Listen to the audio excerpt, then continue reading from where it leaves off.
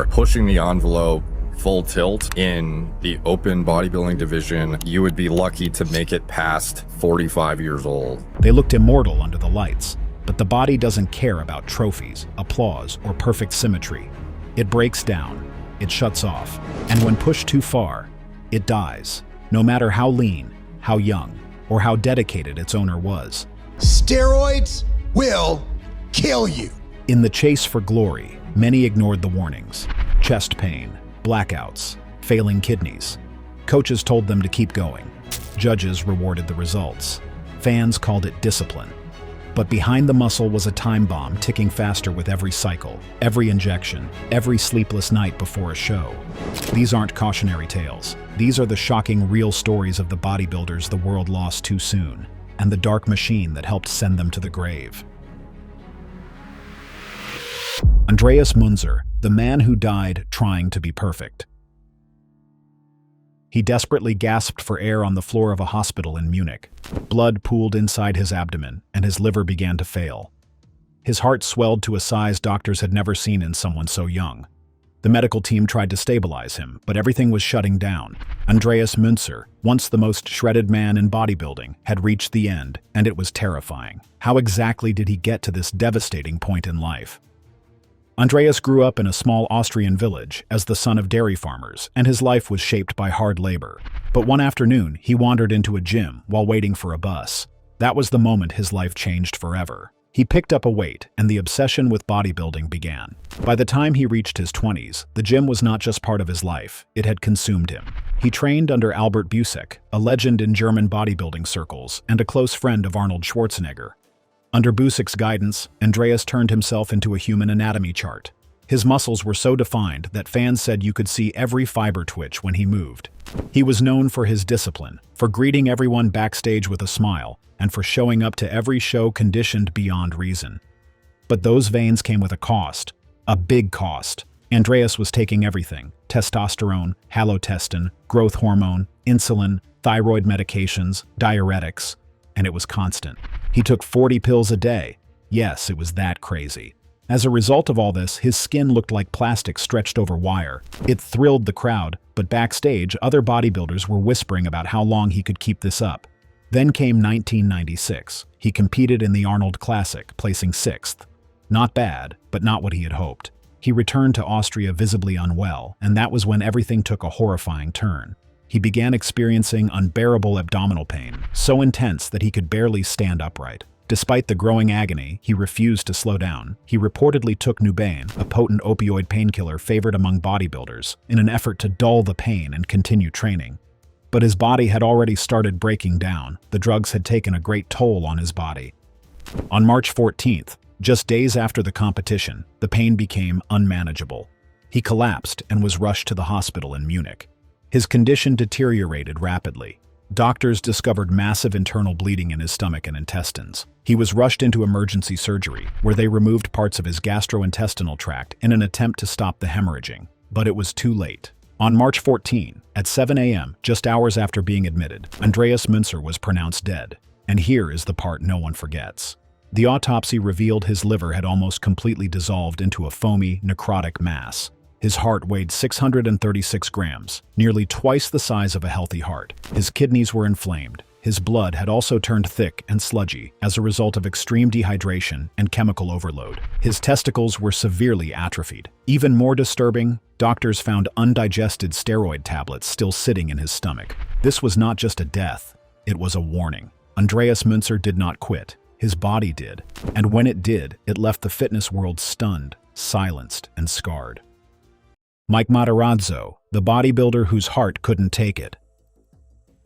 Mike was just 38 years old when his life flashed before his eyes. Out of nowhere, his chest exploded in pain. It felt like his rib cage was collapsing inward. It was December 2004, and Mike Matarazzo was being rushed through hospital corridors while doctors shouted orders. Something was horribly wrong. When surgeons opened him up, what they found was shocking. 2 of his major coronary arteries were completely blocked, and a third was nearly closed. His heart was also struggling to pump. Every beat was a fight. To save him, surgeons harvested a thick vein from his leg and used it to reroute blood flow around the failing arteries. That surgery saved his life, but it didn't save his future. Something had changed inside Mike forever. Before that moment, Mike was a beast. He was one of the most feared competitors in bodybuilding. He trained 6 days a week, sometimes for hours on end. His calves were the size of most men's thighs. His forearms looked sculpted from stone. At expos, people lined up just to photograph his legs. Every day he devoured up to 12,000 calories. His meals were towering piles of eggs, chicken, rice, and protein shakes. He admitted to using steroids, though he claimed he cycled off regularly. But here's the twist. His family history was a death trap. Heart disease ran deep in his bloodline, and when you add the drugs, the stress, and the years of pushing his body to the edge, it wasn't a matter of if his body would break, but when. And yet, he refused to quit. He tried to fight back. Every single morning, he got up at 5 a.m. and forced himself to walk 3 miles. On days when he felt stronger, he jogged, but danger followed him everywhere. After the 2004 bypass surgery, doctors realized his damaged heart rhythm could fail at any moment. To keep him alive, they surgically implanted both a pacemaker and a defibrillator in his chest. Even with that lifeline, his body was breaking down, slowly and tragically. Fatigue became constant. He couldn't climb stairs without resting. He had to sit during conversations, because standing made his heart work too hard. His legs began to swell, and he had to sleep propped up, because lying down meant suffocation. By 2013, things got worse. Doctors ran tests and gave him grim news. His ejection fraction, which is the percentage of blood pumped out of his heart with each beat, had fallen to 20%. That's barely enough to keep a body alive. His doctor didn't sugarcoat it. They told him the next cardiac event could be the last. He was officially placed on the transplant list. The only thing that could save him now was a new heart. But that opportunity sadly never came. On August 2014, Mike suffered another massive heart failure. This time it was worse. He was taken to Stanford Hospital in critical condition. His transplant status was raised to emergency. The doctors waited, Mike waited, his family waited, but the phone never rang. No heart came, and there was nothing left to do. On August 16, 2014, Mike Matarazzo died in that hospital bed. And here's the part that hits hardest. Before he passed, Mike gave one final message. It was not a motivational speech, it was a warning. Don't put anything artificial into your body, for any reason. Coming from anyone else, that would sound like advice. Coming from Mike, it was a verdict, a truth carved from pain, regret, and the final price he paid with his own life. Dallas McCarver, the bodybuilder who was too big to survive. In the prime of his life, with shoulders like cannonballs and arms thicker than most men's legs, Dallas McCarver was supposed to be the future of bodybuilding. But on the night of August 22, 2017, he collapsed face down in his Florida kitchen. He had been eating a meal of beef and rice when something went terribly wrong. His airways became blocked. He stopped breathing. Paramedics rushed in and tried to revive him, but it was too late. When they rolled him over, they saw a man who looked carved from stone. But inside, his heart had already given out. Dallas had exploded onto the scene as a teen phenom. By 21 years old, he had already earned his IFBB Pro card at the 2012 North American Championships, one of the youngest ever to do so. Standing 6'1" and competing at nearly 300 pounds, he was considered the next big thing. Literally. In 2016, he placed 8th at Mr. Olympia, shocking the crowd with his sheer size and stage presence. But behind that muscle was a storm quietly building. Dallas trained brutally hard. His workouts were extreme even by pro standards. He often filmed himself performing heavy compound lifts, massive deadlifts, squats, and chest presses with 160-pound dumbbells for 12 reps. Off-season, he maintained a weight of over 330 pounds while still remaining relatively lean. His diet? Thousands of calories per day, which were mostly clean but massive in volume. It was all muscle and all pressure. Let's pause for a second. Imagine trying to maintain over 330 pounds of muscle, training like a machine, eating enormous meals every 3 hours, and pushing your organs past the brink, all while using heavy cycles of insulin, growth hormone, and anabolic steroids. This is not speculation.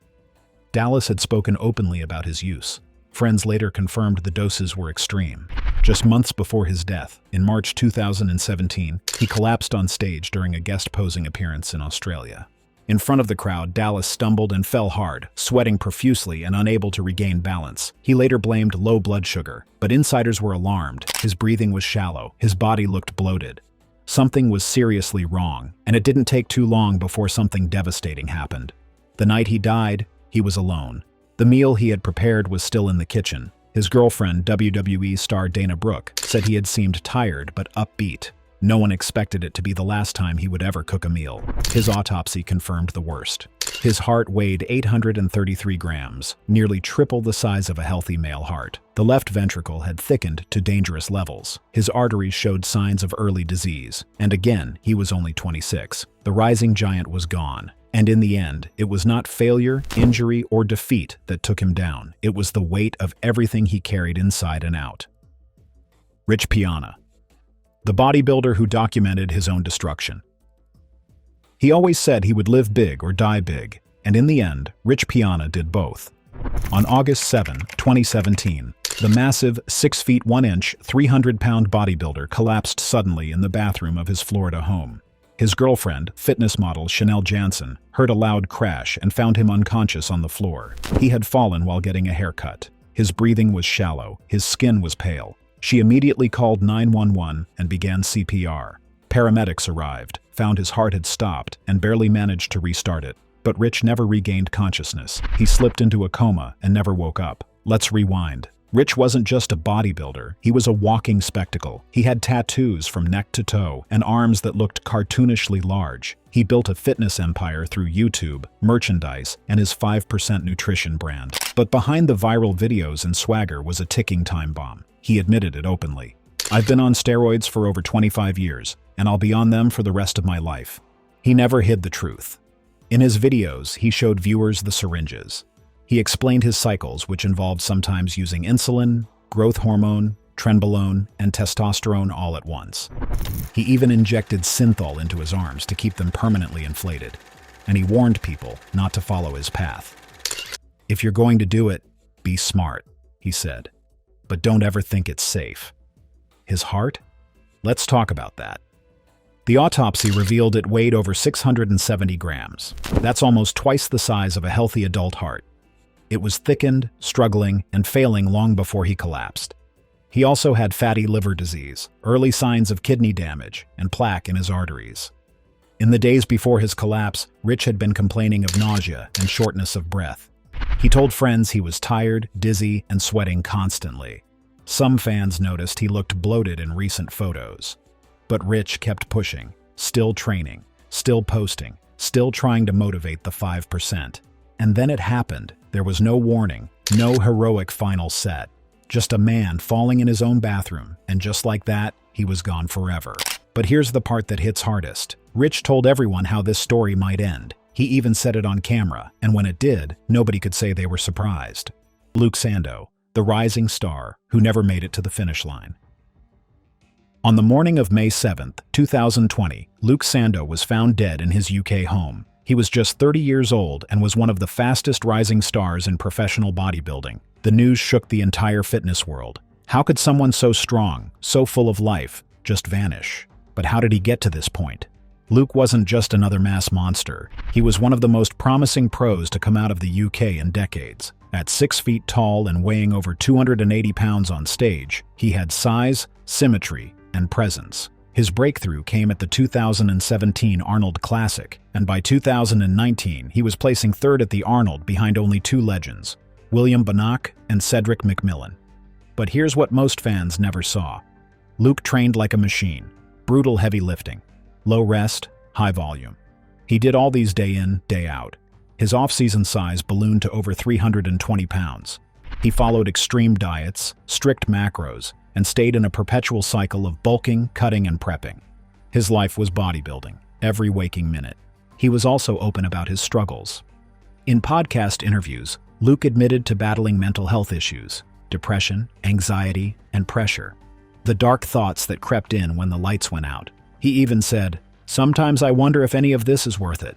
But then he'd flash a smile and joke with fans. He was funny, charismatic. That's what made it harder to see what was coming. Behind the scenes, his body was breaking down. He was dealing with injuries, chronic fatigue, and hormonal crashes from years of anabolic cycles. Friends later said he had taken time off from competing to focus on recovery, both mentally and physically. But the toll was deep. And then came that ugly morning in May. Luke had spoken to people just days before. He was working on coaching clients, staying close to family, trying to reset. But something went wrong. The official cause of death was never released. But his coach and close friend confirmed the truth. Luke had been struggling, and bodybuilding had pushed him too far. He was at his peak. And yet, behind the muscle and medals, a storm had been raging all along. The lights went out before he ever had the chance to truly shine. George Peterson, shredded to death the day before Olympia. George Peterson was found face down in his hotel room, just one day before stepping on stage at the 2021 Mr. Olympia. When his coach, Justin Miller, walked into his room that afternoon, everything went eerily silent. George was unresponsive. At first glance, he looked like he was just sleeping, but his heart had already failed. The autopsy revealed the terrifying truth. His heart weighed 500 grams. The papillary muscles and chordae tendineae were thickened. He had suffered sudden cardiac dysrhythmia due to hypertensive cardiovascular disease. 2 anabolic steroids were found in his system, boldenone and stanozolol. The medical examiner ruled his death natural, but there was nothing natural about it. George had transformed from a classic physique standout to a top 212 Olympia contender. His training was brutal. He was known for keeping extreme conditioning all year round. His veins were visible through his skin. He trained twice a day. His resting heart rate never really rested. Friends said he had been upbeat the day before, but he missed check-ins. Calls went unanswered. That afternoon, his coach used a spare key to get in, and to his shock, George was on the floor. He was cold and still. This wasn't a freak accident. It was the result of pressure, internal, external, and chemical. George's death shook the entire bodybuilding world. His heart gave out not from weakness but from years of being pushed beyond human limits. His story is another dark reminder of what this sport can take when no one is looking. Shawn Rhoden, the champion who couldn't escape his heart. In 2018, Shawn Rhoden did the unthinkable by defeating 7-time Mr. Olympia Phil Heath. At 43 years old, he became the oldest competitor ever to win bodybuilding's most coveted title. His victory sent shockwaves through the sport. But just 3 years later, on November 6, 2021, he was found dead in Las Vegas from a fatal heart attack. He was only 46 years old. For fans around the world, the news didn't just hurt, it haunted them. What they didn't know was how many warning signs came before.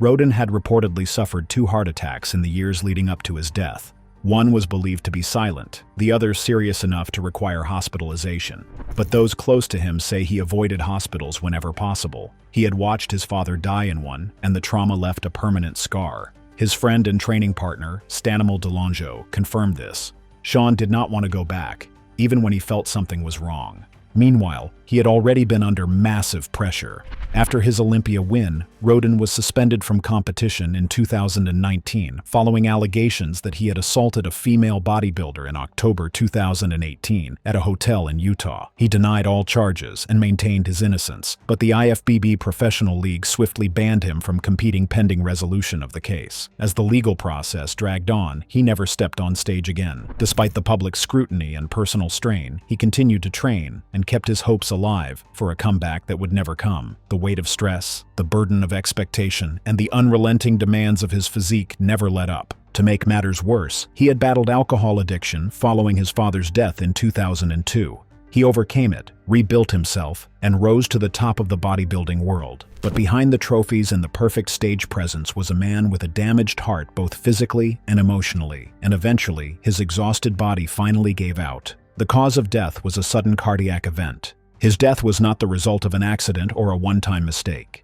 It was years of pressure, pain, and a refusal to stop. He was a champion in every visible way, but in the end, not even the best physique in the world could protect him from the consequences building inside. The champion whose heart couldn't keep up. Cedric McMillan was gasping for breath, but kept running that awful day. Sweat poured down his face. Then suddenly, his legs gave out. He collapsed on the treadmill, and his heart stopped. By the time help arrived, it was too late. He was only 44 when he died in April 2002. A decorated soldier, devoted father, and one of the most respected bodybuilders of his era was gone, just like that. And the scariest part? Everyone knew his health was deteriorating, but no one could slow the machine he had become. Cedric wasn't just a pro, he was a winner. In 2017, he claimed victory at the Arnold Classic, a career-defining moment that placed him among the sport's elite. He was 6'1", built like a superhero, but with the classic symmetry of golden era legends. While others chased mass, Cedric pursued beauty, and fans loved him for it. But beneath the sculpted frame, trouble was brewing. In 2020, Cedric caught COVID-19. He nearly died. He was hospitalized, placed on life support, and then got hit with pneumonia. Doctors warned him to rest, but he did not listen. He tried to train. He wanted to compete again. Now pause for a second. Imagine coming back from life support, still struggling to breathe, and pushing through brutal gym sessions anyway. Cedric was still a full-time U.S. Army Sergeant First Class. He wasn't just chasing titles, he was carrying everything: career, family, military duty on a heart that could no longer handle the load. In 2021, he began withdrawing from shows, and fans suspected something was wrong. And truly, it was.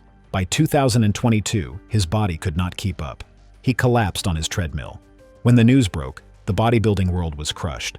Cedric had been one of the good ones. He was humble, smart, and disciplined. But even he was not immune to the dark side of the sport. Bodybuilding demands more than most bodies can give, and Cedric McMillan, the soldier who fought through everything, lost his final battle to the thing he loved most. Boston Lloyd, the bodybuilder who told the truth and paid the price. He was brutally honest about everything he did. That was Boston Lloyd's brand. Unlike others in the bodybuilding world who dodged questions or hid behind vague answers, Boston went public with his full steroid cycles, insulin usage, growth hormone stacks, and even post-cycle therapy protocols. He told fans exactly what he injected, how much, and why. But behind that transparency was a man knowingly walking a dangerous tightrope. And in 2022, he fell. Boston collapsed at a gym in Florida and was rushed to the hospital. His heart had stopped. CPR was attempted, but he could not be revived. He was only 29 years old. The official cause: kidney failure, and it wasn't a sudden one. His kidneys had been declining for years, something he had openly shared with his fans.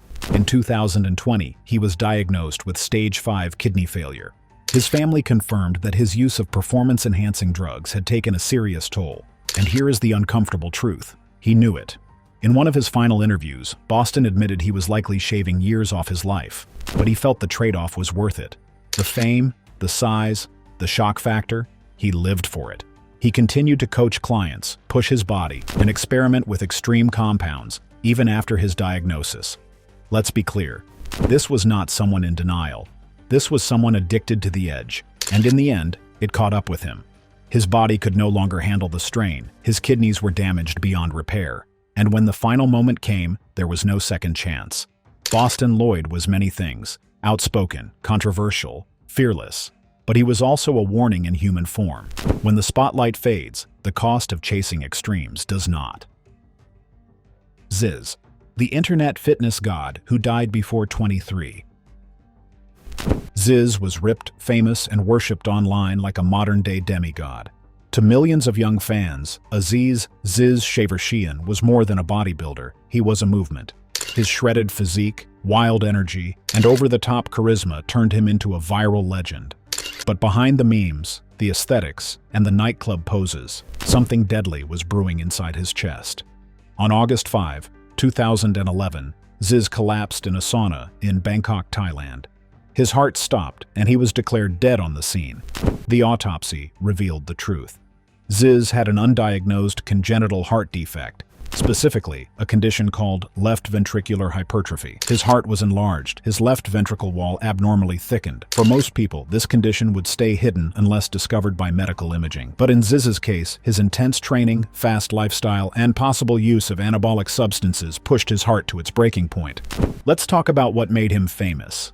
Ziz wasn't a pro bodybuilder. He never stepped on a Mr. Olympia stage. But he had something even more powerful: control over internet culture. His transformation from a skinny gamer to a shredded icon inspired millions to hit the gym. He coined phrases like, "We're all gonna make it, brah," and his persona became the blueprint for an entire aesthetic era of online fitness. But there were signs. In the months before his death, fans noticed he looked more drained. Some said he was pushing too hard. Others believed he was using compounds beyond what his young body could handle. Ziz's death didn't just end a life, it shattered an illusion. That underneath all the fame and muscle, even gods can fall.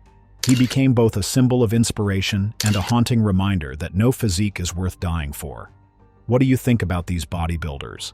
Feel free to share your thoughts with us in the comments section. Want more videos like this? Then subscribe to the channel for more eye-opening stories. Thank you so much for staying with us till the end. See you in the next video.